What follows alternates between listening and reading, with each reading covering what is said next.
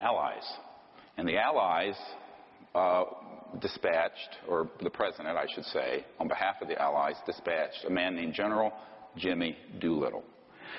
Now, how do I know this? Because his nephew is a dear friend of mine, Dr. John Altshuler. Dr. Altshuler is a hematologist, oncologist in Denver, very renowned. And he was asked, General Doolittle was asked to go over to the theater of operations in Europe to find out what the hell these things were. Now, the word Foo Fighters come from sort of French and German faux, for fire, because they were these fiery, had a luminous corona around them. And, but they would disrupt electromagnetic signals. They would have effects on the gravity around an aircraft and other things such as guidance systems, compasses, and what have you. And so we thought, the Americans and British thought it was a secret Nazi weapon. And we found out through our spies that the Germans thought it was a secret Allied weapon. And of course it was neither. So General Doolittle went over and investigated this and came back to the White House and reported back to President Roosevelt and said, "Sir, these are interplanetary vehicles," I'm quoting. And so began the modern era of a serious concern from the national security level about UFOs. You can argue it went back to the airship scare of 1890s, late 1890s, where there were massive crafts seen off the coast of California, but there wasn't that much official concern at that point. It was sort of an enigma. But in World War II, because of the type of weapons being developed, both by Hitler and by America, the interstellars, as I call them, became very concerned about what humans were doing on Earth and the risk of us destroying this planet, which I believe, in carefully in analyzing the history of this, that they have an interest in its survival and humanity's survival. And so the President at that point did assemble a group of folks that included Oppenheimer, people who worked on the Manhattan Project, Dr. Vannevar Bush, no relationship to President Bush, and others to look into the issue. By the time we detonated the first atomic bomb, the facilities at White Sands missile range in New Mexico and Alamogordo, that area, were being overflown regularly by UFOs. And they were very concerned, obviously, that we were developing weapons that could terminate life on the planet. And they could see where this was headed. So this was not something that just happened out of the blue. There's a history here you must understand. In the early days, and I'm talking now from the early mid-1940s until 1956, there was a reasonable level of constitutional oversight by key members of Congress, senior people in the administrations, and the President of the United States. Everything changed in 1956.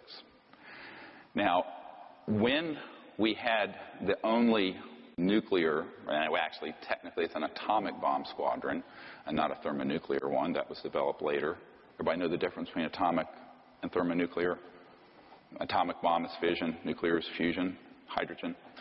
Anyway, the atomic bomb that we dropped on Hiroshima and Nagasaki was developed, as you all know, in New Mexico, and was tested at White Sands, and eventually in Roswell, New Mexico, that was the only bomber squadron that had atomic bombs in the world for a number of years before the Soviet Union developed them.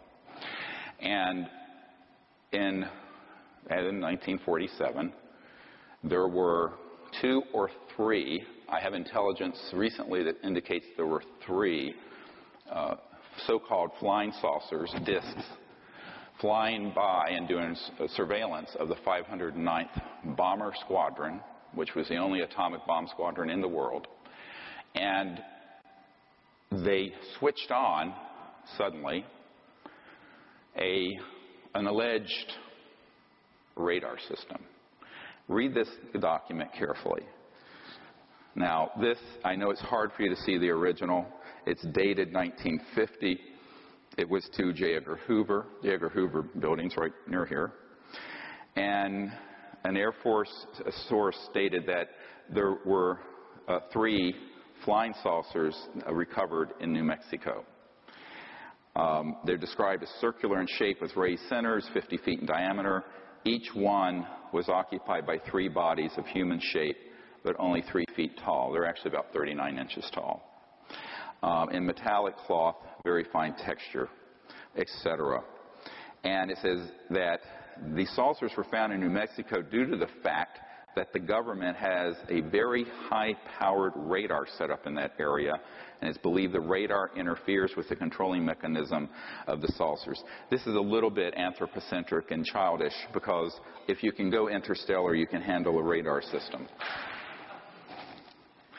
What actually happened is that those radar domes had a scalar longitudinal electromagnetic weapon, which is another whole classification of electromagnetic warfare systems that we'll get into later. But suffice it to say, it was an early scalar Star Wars hit. And when they switched that on, at least 2 of these disks collided. One went down northwest of Roswell. The other one continued and was more intact and was impacted near Socorro, New Mexico.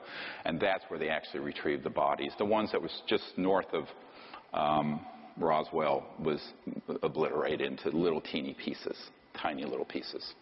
Where they did retrieve, and we have Disclosure Project witnesses who have testified to this, who have personally seen what looks like almost hieroglyphic writing on some of the little parts that were retrieved. And I've seen these, and it's very interesting because it's reminiscent of the ancient Egyptian hieroglyphics, but not quite the same. Makes you wonder where the pyramids came from. So that event was an early hit. Now, there are some reports of others, but that's the most documented one. This document from the FBI is significant because, obviously, 3 years later, you had one branch of the government trying to find out what the other top-secret branch of the government was doing. You can tell by the tone of it. I made inquiries through here and there. So it's a bunch of skullduggery that happens between agencies and competition. And there's always been competition between FBI, CIA, Air Force intelligence, et cetera, and so on.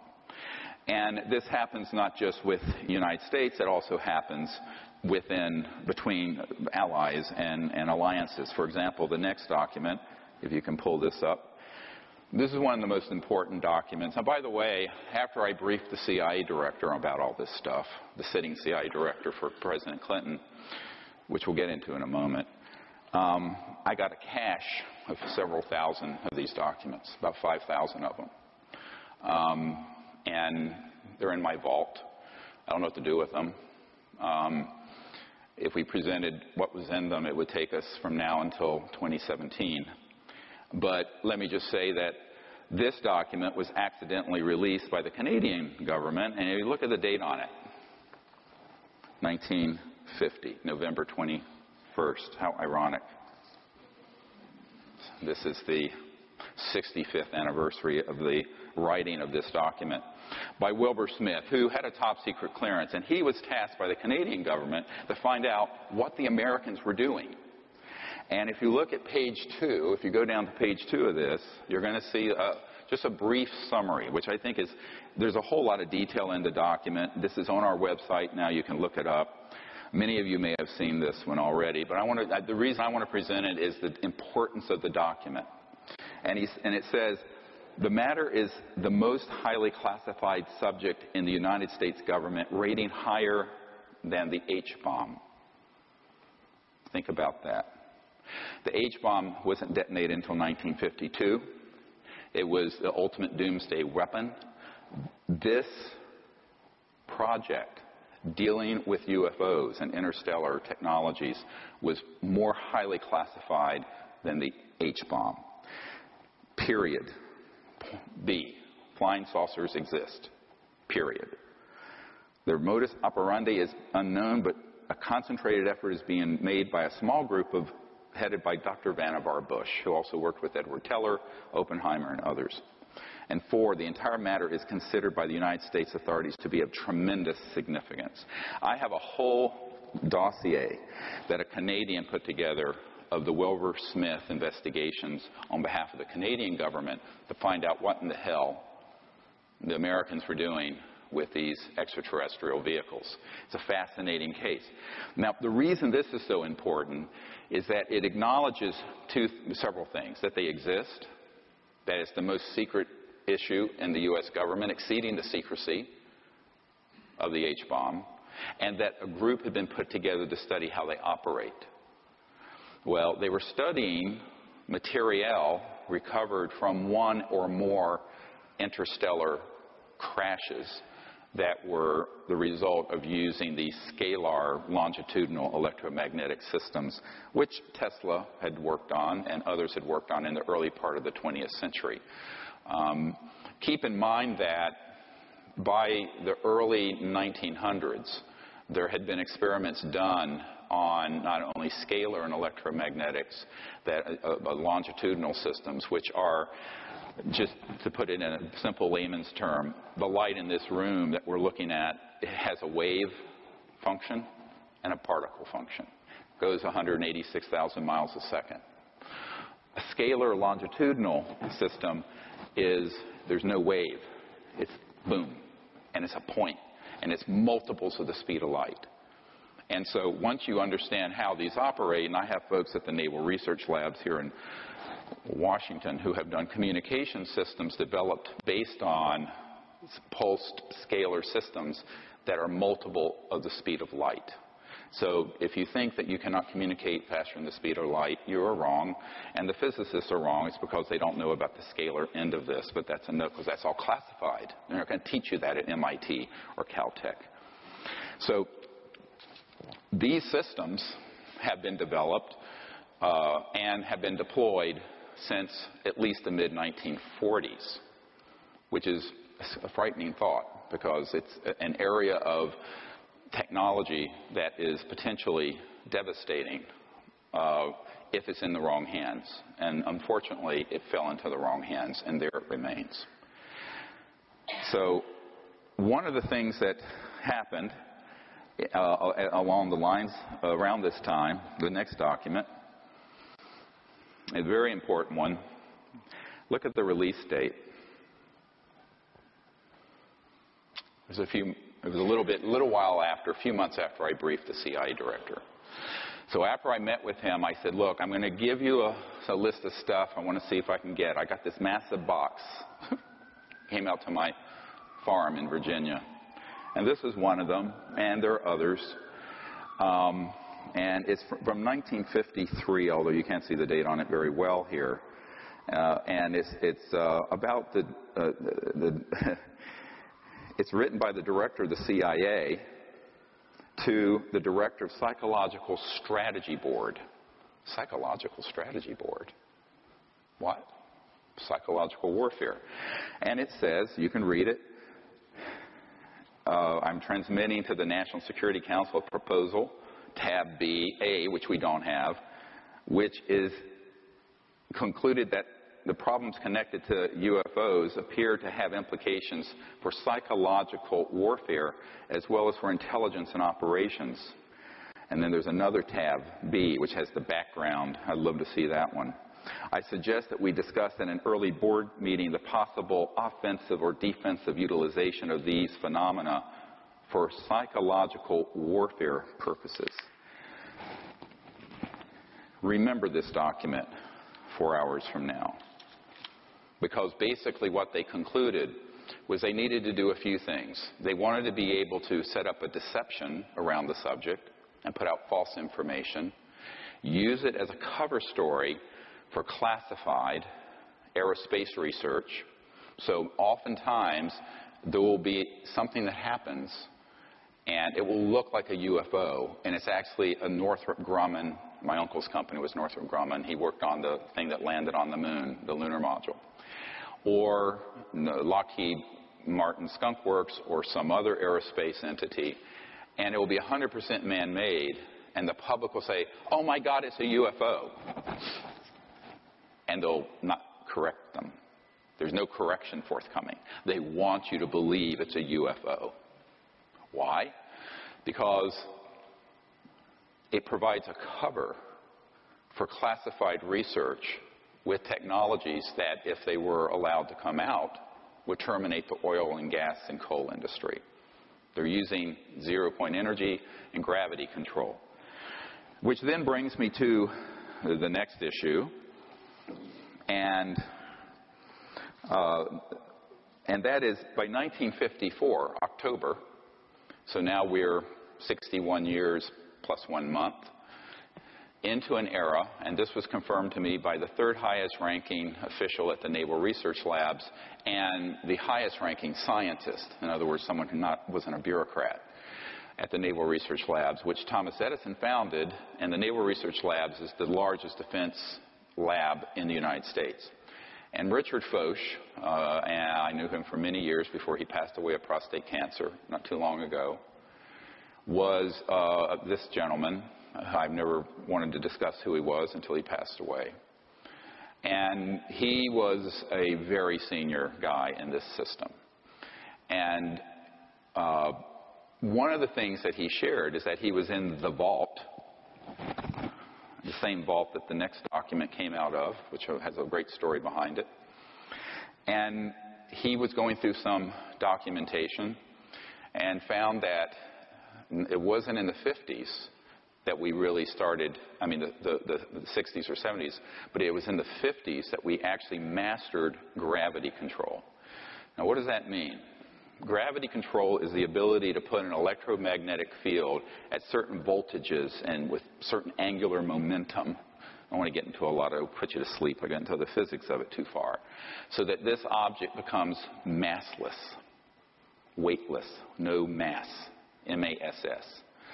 So the mass component, and this has to do with angular momentum and things of this sort, of the subatomic particles, can make this object so light that it has no mass, which means if you look at your physics equations, mass, velocity is inversely proportional to mass. Go look it up. So if mass becomes zero, velocity can go to infinity in a given amount of energy, which means you can move into another dimension. It doesn't go to infinity. You go trans-dimensional. We'll talk about this some more later. And this began to be experimented with in the 1920s. A guy named T. Townsend Brown developed a system using crystalline structures and very high voltages going into an object so that an object would begin to levitate. Marcel Vogel, one of the chief engineer scientists for IBM in North Carolina on the Reynolds estate, did the same thing in the 60s and 70s. One of the members of my team and one of our disclosure project witnesses worked with Marcel Vogel doing this with crystalline structures. And it can be crystals, but it can also be nanocrystalline materials such as metallic. So, as you know, most metals and rocks are crystal. Actually, water is crystalline. We're crystalline. So you can put this system around almost anything, and it will begin to become increasingly massless. Now, it doesn't have to be zero mass. Maybe it's 0.1 mass. So it's still materialized, and you see it. But it means, man, can you accelerate this thing? So it means you can, instead of going like the space shuttle at 25,000 miles an hour, you can go at several million miles per hour and take a right turn. And there's no deceleration effect because everyone on board is corrected for 1g. So this is what they began, 1g gravitational force. So this is what began to develop in the 20s, got taken into some Army Air Force projects in the 30s and 40s, and was Adolf Hitler's secret weapon. Adolf Hitler, they weren't making the progress on the atomic bomb that we were, but they had almost perfected gravity control by the time World War II ended. Now, one of the things that the OSS did, the Office of the Special Services, which became the CIA after World War II, they had something, you can look this up, called Operation Paperclip. And Operation Paperclip, a whole book was written on it not too long ago, about how they would put a paperclip on the file of the Nazis that we didn't want to go to Nuremberg and execute, but whose knowledge was so great that we wanted them as part of our program. We wanted what they knew. So one of these guys is a guy named Wernher von Braun, who, of course, invented the rocket, the V-2 rocket for Adolf Hitler. Hermann Oberth. These were all the giants of rocketry and aerospace for Adolf Hitler. They became the foundation of, brought in by the CIA, what became the CIA, of our space program in the 1940s and 50s, which is how we leapt ahead of the Soviet Union, because we took all those people first, ahead of the Soviet Union. Interesting bit of history. You don't read this many places. But a lot of what I'm telling you is in conventional history books, not the UFO part. That's been sanitized out. That's forbidden knowledge. So as a result, by the time we had those guys and the experimentation that had been done by T. Townsend Brown, whose work became a part of a corporation called the RAND Corporation, which still exists, a huge think tank, we really had something going. You add to this the study of materiel and electronics retrieved from interstellar vehicles that were shot down. So a lot of people say, oh, well, the things we have, are they all just reverse engineered from interstellar ET? I said, no. The laws of the universe are universal, and the mind of man, just like the man of an ET, can unravel the mysteries of the universe. And so it has come to pass. But if you we're not starting at zero when we retrieve the objects that were interstellar. We were starting with decades of research in classified electronics, electromagnetic fields, anti-gravity, scalar systems, etc. and so on, that had been going on since the time of Nikola Tesla, the true genius of the 20th century, not Albert Einstein, by the way. So, who is a minor luminary compared to Tesla. And, sorry, Einstein fans, it's true. By the way, that's why when Nikola Tesla died, the FBI swooped into his apartment and confiscated all of his secret papers. And how do I know this? I have a document from the Department of Defense demanding that the FBI turn them over and names them for what they are, the secret papers of Nikola Tesla. This is not an urban myth. I have that document. It came in this cache of documents I'm talking about. So when you have all of that knowledge, it's then augmented, increased, potentiated by the study of, as the Wilbur-Smith document says, the materiel that was interstellar. Because you need specialized materials. You need control systems. You need integrated circuits, which we did not have in the 40s, which came from this. You need fiber optics. You need all kinds of stuff. So some of the technologies, and this is where Colonel Corso, who worked on these projects tangentially, is correct. If you read The Day After Roswell, and he says fiber optics, integrated circuits, and a whole slew of things came from studying the materiel from these crashed ET interstellar objects. So you had the biggest and most top secret, most well-funded project in the history of the United States going on. Nobody knew about it. It's completely sub rosa. It was more secret than the hydrogen bomb. And so between 1945 and 1954, the brain power of those Nazi aerospace folks like Wernher von Braun and Hermann Oberth, the work of T. Townsend Brown and others, Edward Teller, some of the brightest and most ingenious people in the world, bent their attention primarily not to the hydrogen bomb, but to gravity control and how are these interstellar visitors getting here? Because that would then be the ultimate edge, wouldn't it, in the technological arms race. You talk about a delivery system. You don't need an intercontinental ballistic missile that goes a few thousand miles an hour if you can deliver something instantly from one continent to another, or worse, from one planet to another. You begin to see the implications of this for national security. Therefore, it was managed in an extraordinary fashion, and the secrecy around it was increasingly ruthless. So much so that by 1956, the President of the United States, a man named Dwight Eisenhower — most of us drive on Eisenhower-era highways using 1880s Mercedes-type internal combustion engine cars that are run by fossil fuels, all of which have been obsolete since the 1940s or sooner. But Eisenhower was a five-star general, became president, two-term president, and was a Republican, very patriotic, but also very naively trusting.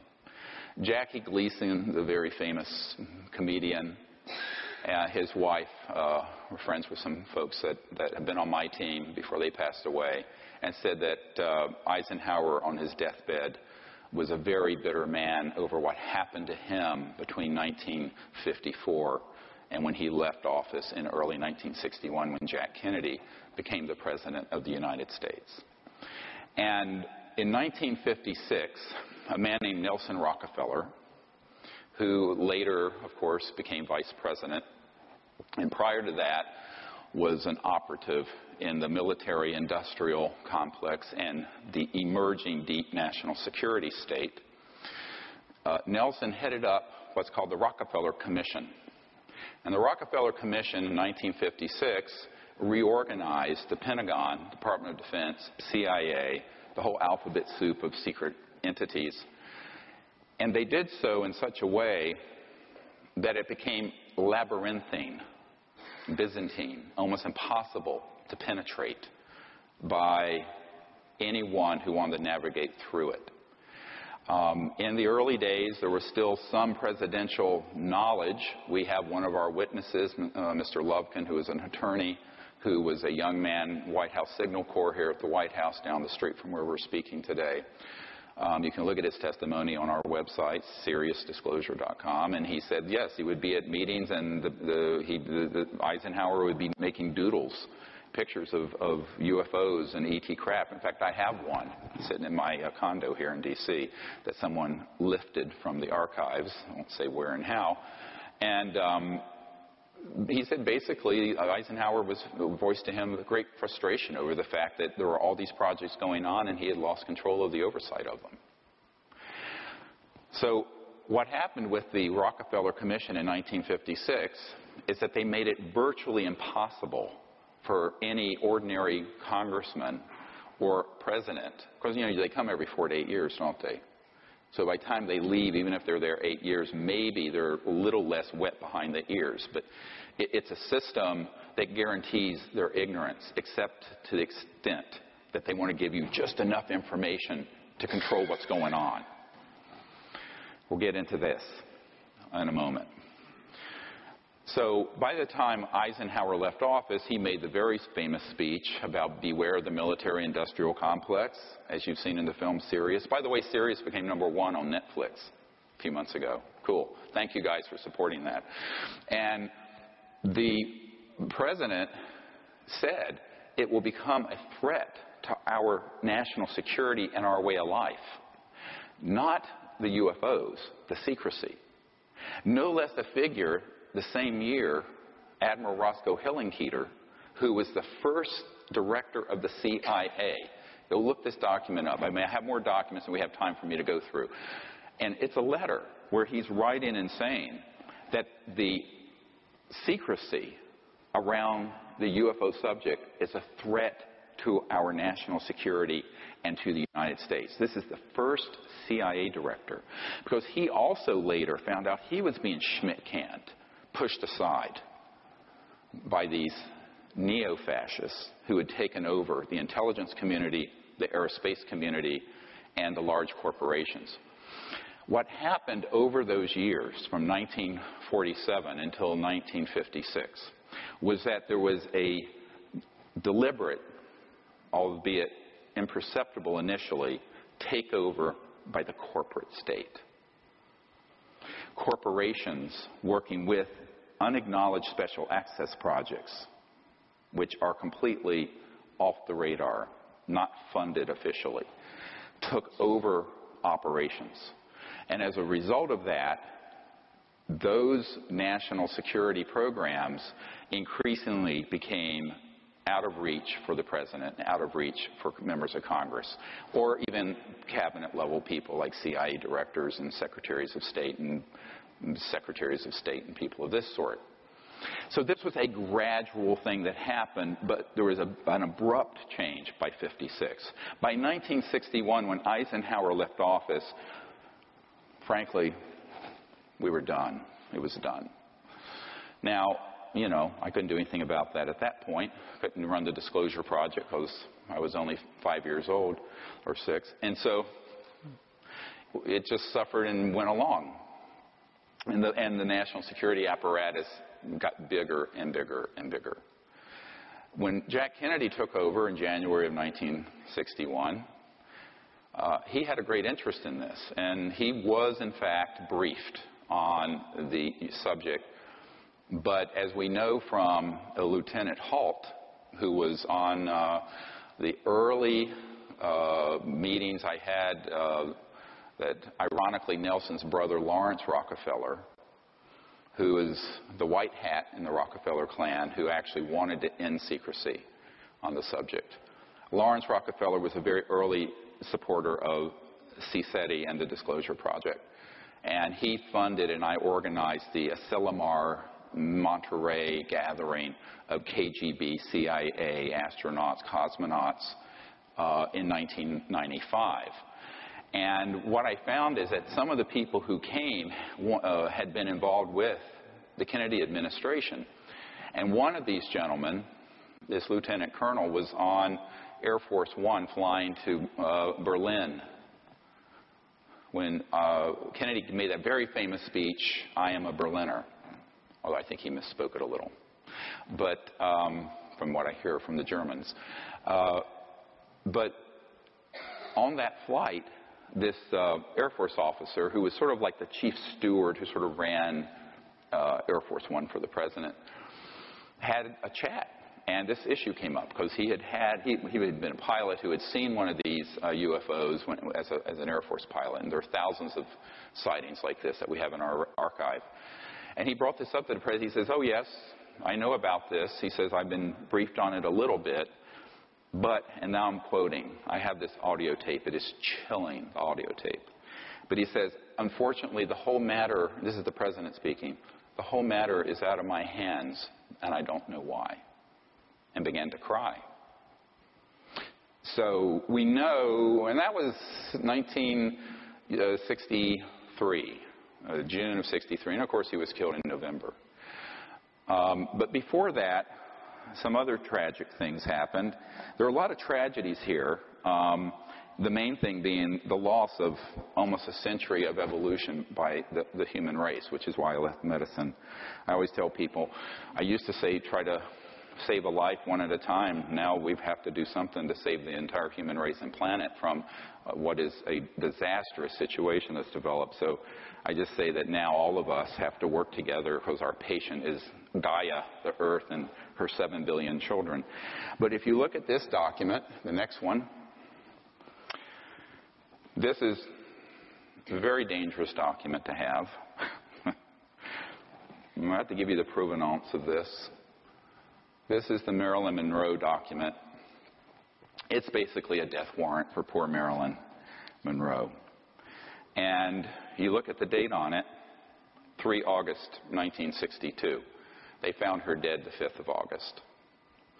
It's signed by James Jesus Angleton III at the bottom.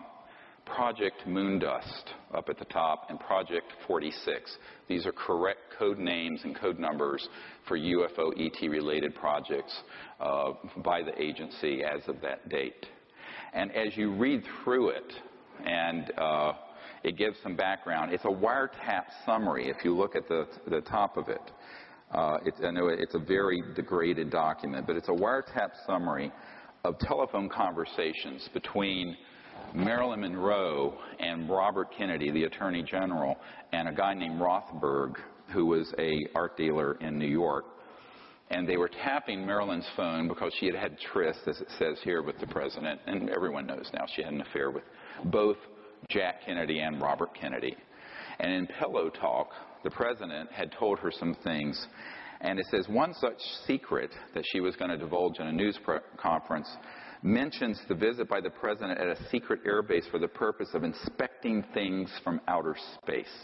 I don't think they're talking about meteorites. Kilgallen, who had been a reporter who dug into this, replied that she knew what might be the source of the visit. In the mid-50s, Kilgallen learned of a secret effort by U.S. and U.K. governments to identify the origins of crashed spacecraft and dead bodies from a British government official. That was Lord Mountbatten. Kilgallen believed the story, who was later blown up by an IRA bomb, or so it was made to appear. Kilgallen believed the story may have come from the New Mexico crash in the late 40s, clear reference to the Roswell event. And she said that if the story is true, it would cause terrible embarrassment to Jack and his plans to have NASA put men on the moon, because we were using old rockets from the 40s when the secret organization already had anti-gravity under control. The subject repeatedly called the Attorney General and complained about the way she was being ignored by the President. The subject threatened to hold a press conference and would tell all, underline in the original document. That's not my underlining. The subject made references to bases in Cuba and knew of the President's plan to kill Castro. And number 5, the subject made references to her diary of secrets and what the newspapers would do with such disclosures. 2 days later, she's found dead.